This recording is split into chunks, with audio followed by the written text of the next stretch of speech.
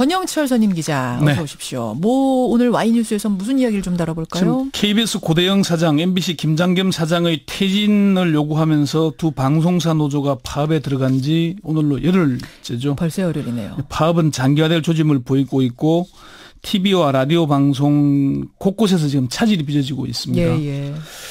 특히 KBS가 6년 전에 발생한 이른바 민주당 도청 의혹 사건과 관련해서 KBS 기자협회가 진상조사위원회를 구성해서 조사를 벌이고 있는데 이제 이 문제가 다시 지금 쟁점이 되고 있죠. 그렇죠. KBS 민주당 도청 의혹 사건 왜 다시 불거지나 이렇게 주제를 정해봤습니다. 2011년 사건인데 네. 왜 다시 불거지는 겁니까 정말?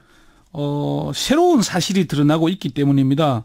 6년 전에는 증거를 찾지 못해 관련자들이 무혐의 처리됐지만은 새로운 사실들이 드러나면서 다시 주목을 받고 있는 겁니다. 어떤 사실이요? 첫 번째는 사건이 일어날 당시 임창근 보도국장이 독립언론 뉴스타파와의 인터뷰에서 녹취했다는 사실을 확인을 했습니다. 이 대목 잠시 한번 들어보시죠. 예.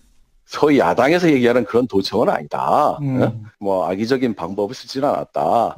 내가 들은 거는 그때 민주당의 누구의 도움을 받아가지고 아마 뭘 갖다 놓은 것 같은 느낌이 그런 식으로 얘기하는 것 같더라고. 그러니까 뭘 가서 뭘 한 건 아니고 또 녹음기 같은 그런 핸드폰 같은 거 있잖아. 그런 거를 그 민주당 쪽에 누가 갖다 줬다. 그러니까 민주당이 회의하는 그 책상 밑에다 뭘 살짝 몰래 설치한 건 아니고 그 얘기예요? 그냥 그러니까, 뭐 핸드폰 같은 거 갖다 놨다? 야당에서 얘기하는 그런 도청이 아니다라고 얘기했지만은 몰래 녹음하는 행위 자체는 불법 도청이죠. 그렇죠. 근데 그거를 KBS 기자가 직접 갖다 놓은 게 아니라 민주당 누군가의 도움을 받아서 회의장 내에 녹음기 내지는 휴대전화를 갖다 놨다가 녹취해 왔다. 이렇게 확인한 그거는 거죠. 인정을 한 거예요. 이게 첫 번째 새로 드러난 사실. 두 번째는 KBS 기자협회가 자체 진상조사위원회를 구성해서 지금 조사하고 있죠. 그런데 취재 기자에게 녹음을 하든지 녹취를 하든지 취재에 오라는 구체적인 지시가 있었다는 사실이 다시 확인이 됐습니다. 그래요? 네. 여기 KBS 기업 진상조사위가 그저께 기자회견을 했는데 KBS 장모 기자에게 취재 지시를 내릴 수 있는 위치에 있던 중견 기자로부터 내가 최대한 취재하라고 취재 지시를 내렸다. 녹음이라도 하든가 녹취가 가능하면 녹취도 하라고 했다는 진술이 나왔다라고 공개를 한 겁니다. 그렇군요. 장모 기자는 당시 3년차 막내 기자로서 회의를 도청한 당사자로 지목된 인물입니다. 그럼 그때 이제 한나라당의 그 당시 한나라당이죠. 한선교 의원이 국회에서 저 민주당 회의록을 가지고 녹취록이다 그러면서 이거를 흔들었잖아요. 그럼 그거는 누가 제공해서 누가 만든 겁니까? 한선교 의원한테 누가 제공? 당시 한선교 의원은 KBS로부터 받은 게 아니라고 주장을 했지만은 그 녹취록을 만든 건 KBS가 맞다고 임창근 전 국장이 다시 확인했습니다. 이 대목도 한번 들어보시죠. 그 문건을 우리가 만든 거야. 그건 맞아. KBS에서. 우리가 보고서를 만든 거지. 이 회의에서 이러한 내용의 얘기들을 했다. 각자가 이러한 발언을 했다. 이런 거야, 주로. 나도 얼핏 봤는데. 녹취록은 아니고, 뭐, 누구누구 의원, 이렇게, 이런 식으로 발언한 내용을 대충 써놨어, 이렇게. 그거를 이제 한성교 의원한테 건넸고, 그거를 국회에서 공개했다. 이런 거예요.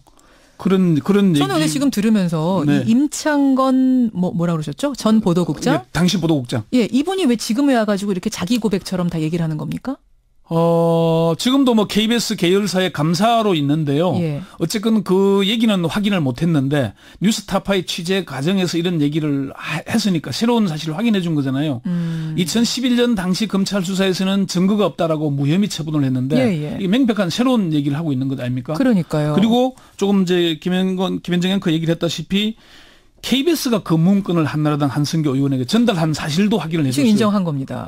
아주 중요한 대목입니다. 그 대목은. 그렇죠. 그렇죠. 그러니까 임 전 국장이 뉴스타파 계속 거듭해서 질문을 하니까 어쨌든 확인해 준 거예요. 그렇죠. 그러니까 그건 뭐 우리가 준 거 맞다. 당시에 정치부장이 그렇게 줬다고 얘기를 했다라고 얘기를 확인해 준 거예요. 그래서 이걸 주면서 이제 뭐 당시가 이제 이 중요한 KBS로서 아주 중요한 시점이었거든요. 그렇죠. 네네. 그 당시 상황 지금 들으시는 분 중에 무슨 도청 사건이야? 무슨 상황이었어 하시는 분 계실 거예요. 짤막하게 그 당시 상황 좀 정리해 주세요. 이게 2011년 6월 23일 상황인데요. 당시 민주당 대표실에서 손학규 대표 시절에 비공개 최고위원회 회의가 열렸는데 이 회의를 KBS 기자가 녹음해서 한나라당에 전달했다는 게 민주당 도청 의혹 사건의 핵심입니다. 그렇죠. 당시 뭐가 논의됐냐면은 KBS 수신료 인상, 이게 30년 된 수건 사업이잖아요. 예. 한나라당 국회 문방위에서 법안 심사 소위가 수신료 2,500원을 1,000원으로 인상한 안을 일방적으로 통과를 시켰어요. KBS 사장은 MB 특보 출신 김인규 씨였고요. 예. 민주당이 그 색에 반발하고 6월 22일 날 갑자기 김진표 당시 민주당 원내대표가 돌연히 인상안 처리 합의를 했습니다. 그러니까 23일 날 민주당이 그 합의를 번복하기 위한 대책회의였어요. 그렇군요. 그거를 녹취를 한 겁니다. KBS로서는 상당히 비상이 걸린 문제고 김인규 사장은 당시에 사활을 걸다시피 했거든요. 이 수신료 인상에. 그래서 이 기자 개인이 나서서 녹취할 문제는 아니고 회사 차원에서. 그리고 당시에 이제 고대영 지금 사장이 보도본부장이었어요. 이런 문제의 상황이다 보니까 이게 문제가 되고 있는 겁니다. 오늘 주제 KBS 민주당 도청 사건 2011년 건이 왜 다시 지금 불거지는가. 네. 전 듣다 보니까 결국은 KBS 노조 파업하고 뗄래야 뗄 수 없는 상황인 것 같은데요. 아니라고 하기는 어려울 겁니다. 그렇죠. 그런데 그렇지만 그게 전부는 아닙니다. 진상조사위원장인 KBS 정필모 해설위원은 기자협회가 진상에 나선 것은 뉴스타파에서 임창건 전 보도국장의 인터뷰가 공개됐기 때문이다. 법적인 문제 이전에 저널리즘의 윤리와 관련된 문제에서 자정 노력 차원에서 나선 것이다. 아하. 이게 시청자에 대한 신뢰 회복 차원이기도 하다. 그러니까 꼭 고대영 사장을 겨냥했다기보다는 이렇게 새로운 것이 나왔으니 바로 잡고 가야 되지 않겠느냐. 그렇죠. 이게 얘기죠? 자료를 입수하는 과정이 도청인지 몰래 녹음인지 사실상 도청인지 밝혀져 있지 않았지만은 입수하는 과정에 문제가 있다면은 그거는 중대한 취재윤리 위반이고 또 그 자료가 특히나 상대 당에 넘어간 것은 예. 저널리즘 윤리에서 있을 수 없는 문제다. 이렇게 얘기를 물론이죠. 했습니다. 물론이죠. 예. 그 당시 고대영 보도본부장이 몰래 녹음을 한 기자한테 휴대전화를 줬다던데 이건 무슨 얘기예요?